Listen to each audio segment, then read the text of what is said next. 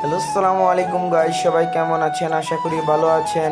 Tiger agro ফার্মে আপনাকে স্বাগতম। চলে এসেছি আরেকটি নতুন ভিডিও নিয়ে। আজকে আমার ব্রাহ্মা মুরগিগুলোকে তৃতীয় ভ্যাকসিন সম্পূর্ণ করব। এটা হলো গাম্বুরা ভ্যাকসিন। আজকে ব্রাহ্মা মুরগিগুলোকে দিয়ে দেব।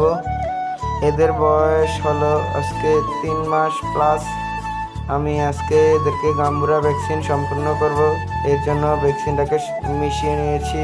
আপনারা তো একটু আগে দেখছেন ভ্যাকসিনটা ভালো কি ভালো নয়, কিভাবে চেনা যায়।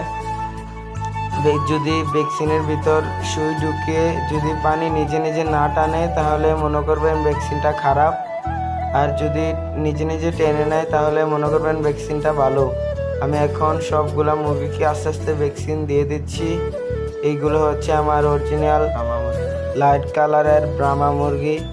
এখন সবগুলোকে আস্তে আস্তে ভ্যাকসিন করে দিয়েছি আমি, আর অল্প কটা রয়েছে, ভ্যাকসিন করে দেব। এখানে সর্বমোট বাচ্চা রয়েছে 50 পিস, সবগুলোই ব্রাহ্মা, আর 8টা শুধু টাইগার মুরগি। আর আমার এইগুলোর সাথে 50 পিস টাইগার মুরগিও ছিল, সেগুলো আমি বিক্রি করে দিয়েছি।